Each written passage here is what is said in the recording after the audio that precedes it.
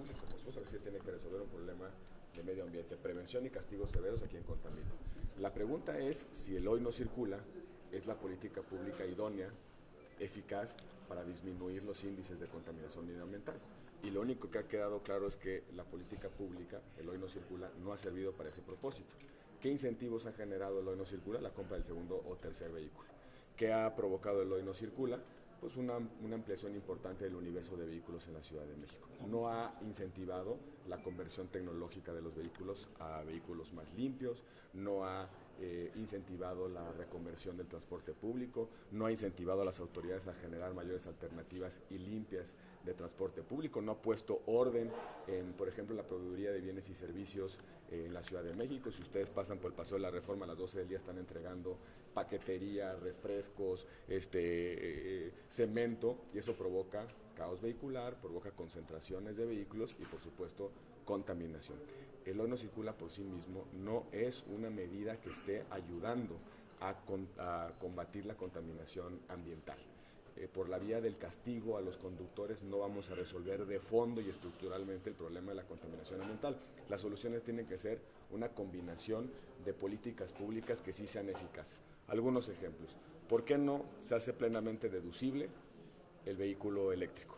Hoy hay una deducibilidad parcial por monto de vehículo, pero ¿por qué no nos ponemos creativos y hacemos deducibles los vehículos limpios, eléctricos o híbridos que contaminen menos? ¿Por qué no hacemos una política de largo plazo para reconvertir el transporte público, hacerlo limpio, eficiente y eficaz y sobre todo ampliar su cobertura? Hoy solo hay transporte público en ciertas zonas de la Ciudad de México o bien el metro siempre está limitado por la actual infraestructura existente.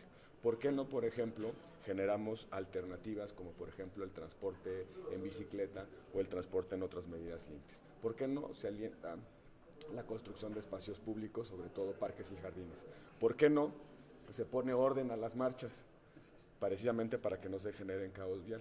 ¿Por qué no se pone orden a la proveeduría de bienes y servicios? ¿Por qué no el gobierno simplemente cuando hace jardinería, recupera el pavimento, riega las plantas del Paseo de la Reforma o hace el conjunto de servicios públicos, lo hace en un horario en el cual no se altere el tráfico vehicular, por ejemplo los horarios nocturnos, que todos los servicios públicos se presten por la noche precisamente para que durante el día, específicamente durante las horas pico, no haya afectaciones al tráfico vehicular y en consecuencia se generen concentraciones que abonen a los índices de contaminación? Son políticas públicas que pueden tener una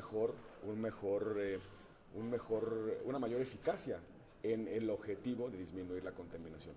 Lo que hemos dicho reiteradamente es que el hoy no circula no resuelve el problema medioambiental de fondo. La basura es contaminante y el sistema de recolección de basura en nuestro país y específicamente en la Ciudad de México es un desastre. Tenemos que empezar a pensar en medidas y políticas públicas estructurales y de fondo. Simplemente el hoy no circula no es una solución razonable, no es una solución, insisto, de fondo. En otro tema, presidente, preguntarle la reacción que puede tener el país. El hoy no circula fue una política pública que surge en una coyuntura, surge sin información, o mejor dicho, surge bajo la lógica de que los objetivos se iban a cumplir de esa manera, pero a partir de los años, décadas ya, nos hemos dado cuenta que se han generado justamente los efectos contraproducentes, que lejos de cumplirse con el objetivo, estamos alentando la contaminación medioambiental. Evidentemente, lo que ha pasado a lo largo de estos años es que ni hay menos vehículos, ni los vehículos que hay son menos contaminantes.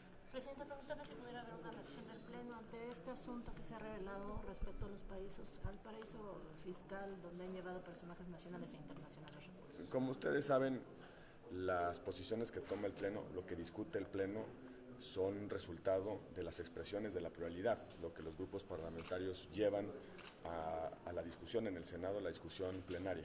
Me imagino que algún grupo parlamentario tomará este asunto y el Pleno lo discutirá y eventualmente tomará las medidas que considere pertinentes, sobre todo en términos de hacer llamados o exhortos a autoridades para que hagan una determinada acción concreta con respecto a este tema. También es cierto que nos tenemos que tomar con toda seriedad lo que ha sucedido, lo que se ha revelado. Es una investigación muy robusta, una investigación que está generando prácticamente reacciones en todo el mundo Y el grado y la madurez institucional de un país se mide fundamentalmente en el tipo de reacciones que tiene frente a ese tipo de circunstancias. En la medida en la que una sociedad madura se tome con seriedad lo que una investigación de esta naturaleza revela y tome decisiones institucionales, en esa medida tenemos la garantía de una sociedad madura que resuelve sus problemas de manera institucional. ¿Qué opina usted? ¿Tiene alguna propuesta en particular?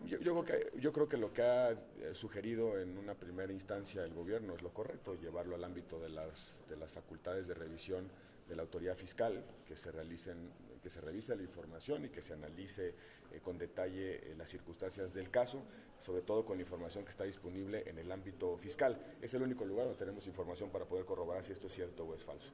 Sin embargo, no podemos ni menospreciar la información que se ha revelado, ni tampoco quedarnos sentados mientras el mundo está discutiendo con más seriedad este tema. Lo que deben hacer es actuar las autoridades sin escarnios públicos, sin condenas patibularias, pero sí con toda responsabilidad. Senador, yo quisiera preguntarle sobre esta postura que ha tomado la OEA, de que quien decide la permanencia del GEI en México pues no es precisamente México, sino que hay un convenio que se debe de respetar con base en los tratados que se han firmado. Tengo para mí que la presencia del GEI es un acuerdo de voluntades.